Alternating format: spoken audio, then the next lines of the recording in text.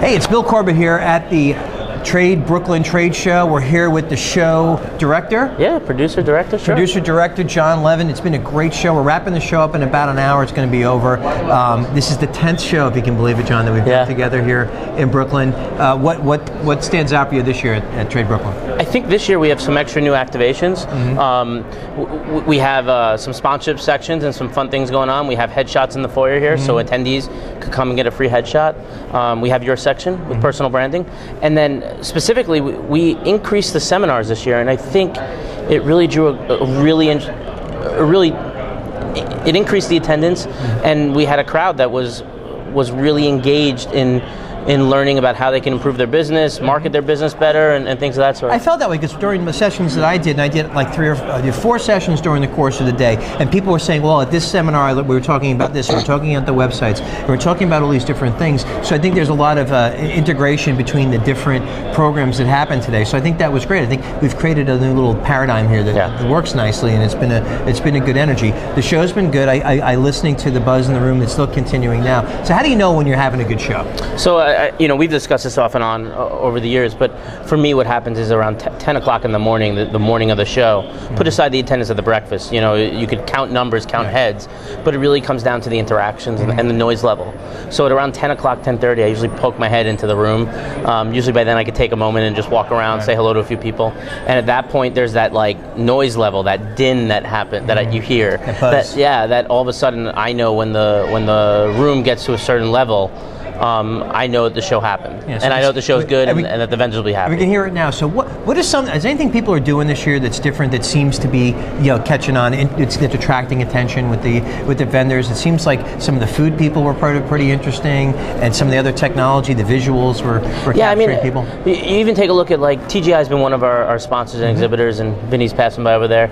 But what happens is, we were talking during lunch, and he said, we got our 3D printer this year here. He doesn't have a 3D printer here because it relates directly to his business. He has it because it creates a buzz. The Brooklyn Patisserie, Kabir's Bakery, they're here giving out samples because they want you to taste how good their bread is. People are talking about the croissants, and it's great. And so by doing those things, it's about the lead generation.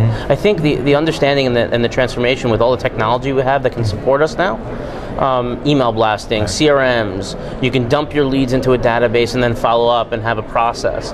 But I think what people understand now is that you come to a show like this, and it's as much about the lead generation and the promotion as it used to be about the on-site direct sales. A business expo like this today, you're not writing orders on the floor per se, like a industry trade show, but you are making connections that will have value down the road. I'm telling you, one of the people we just had on, though, she had 4 applications for funding for through her business. So that's pretty cool. I know through other people talking about leads, they've gotten leads, they got interest. It's going to lead to more meetings. Yeah, I've asked you this before, but what's the important thing to do tomorrow if you're an exhibitor and you're looking at your leads?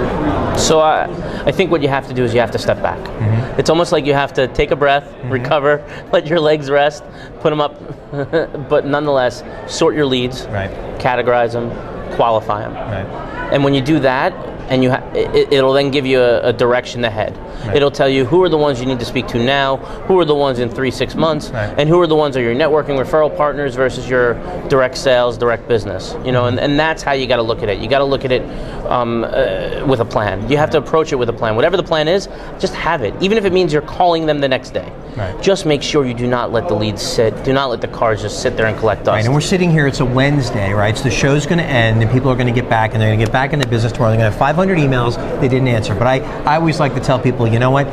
Make those emails wait another 2 hours, because you know what? If there are 3 or 4 or 5 or 10 people that are really important to you that you met today, focus on getting them, focus on getting their attention, and then take care of the other stuff, because you only have Friday and the week's over. So by next week, it's starting to get a little old. So you got to act in the next 2 days. The purpose of coming here is to build your business. If you don't fill your pipeline by coming to this event, you've wasted the opportunity that you have by coming to the trade show. We just had a fan jumping into the crowd here, so it's fantastic. How are you? So you never know what's going to happen at a trade show. You never know. So Okay, so that was fun. But that's live, and that's what makes live events and things fun. So following up after trade shows, meeting great people. I've met a lot of great people. I want to thank John and Townsquare. It's been fantastic. It's been a lot of good energy this year, and we're going to catapult that into Trade New Jersey coming up. Yeah, we have 2 events coming up in the fall, business expos.